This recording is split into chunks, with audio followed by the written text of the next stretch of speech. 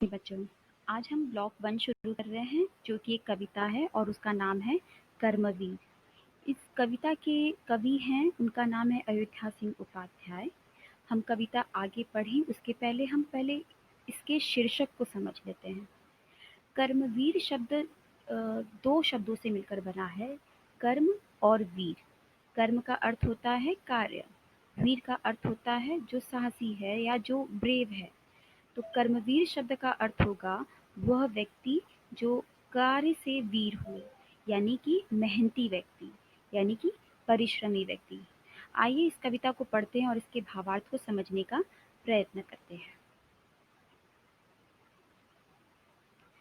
पहला छंद है इसका, फर्स्ट स्टैंजा। देख कर बाधा विविध बहुविघ्न घबराते नहीं, रह भरोसे भाग्य के दुख भोग पछताते नहीं।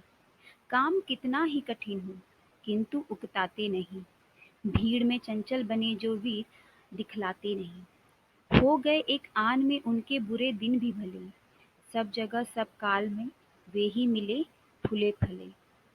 इस कविता में अयोध्या सिंह उपाध्याय ने, या हम यूं कहें इस छंद में अयोध्या सिंह उपाध्याय जी ने कर्मवीर व्यक्ति के गुणों को उजागर किया है। कर्मवीर व्यक्ति के गुणों को वो बता रहे हैं कि वे कैसे होते हैं। आइए इसका स्पष्टीकरण देखते हैं। देख कर बाधा विविध बहुविघ्न घबराते नहीं, रह भरोसे भाग के दुख भोग पछताते नहीं।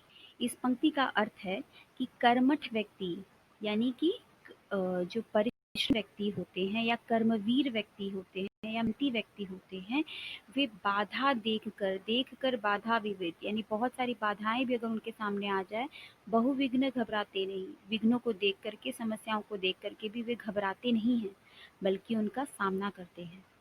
रह भरोसे भाग के दुख भोग पछताते नहीं, वे भरोसा नहीं करते बल्कि अपने कर्म पर भरोसा करते हैं, और उन और यही कारण है कि उनके जीवन में कभी दुख नहीं होता, बल्कि वे हमेशा सफलता की राह पर चलते हैं। आपने कई बार देखा होगा, कई व्यक्ति जो है वो अपने कर्म के भरोसे, माफ कीजिएगा, अपने किस्मत के भरोसे या अपने जो लक के भरोसे वो बैठे रहते हैं। उन्हें लगता है कि अगर उनकी किस्मत में होगा तो उन्हें सब कुछ मिल जाएगा, वो कोई कार्य नहीं करना चाहते। परंतु कभी वही कहते हैं कि जो मेहनती व्यक्ति होते हैं वो कभी अपनी किस्मत पर भरोसा नहीं करते, बल्कि वे हर कार्य स्वयं करने में विश्वास रखते हैं, और यही कारण होता है कि वे हमेशा सफल होते हैं। काम कितना ही कठिन हो किंतु उकताते नहीं, भीड़ में चंचल बने जो वीर दिखलाते नहीं। जो कर्मठ व्यक्ति होते हैं, जो मेहनती व्यक्ति होते हैं, उनके राह में चाहे कितने भी कठिन काम क्यों ना आ जाएं, चाहे कितने भी उन्हें समस्याओं का सामना क्यों न करना पड़ जाए, वे कभी भी उससे डर कर या उससे उब कर हार नहीं मानते, बल्कि वे उसका सामना करते हैं। यहाँ पर उकताना का अर्थ है उबना। उबना यानी बोर हो जाना। तो जो कर्मठ व्यक्ति होता है वो अपनी समस्याओं से बोर होकर, या फिर यूँ कहें कि उससे डर कर वो भागता नहीं, बल्कि उसका सामना करता है। भीड़ में चंचल बने जो वीर दिखलाते नहीं।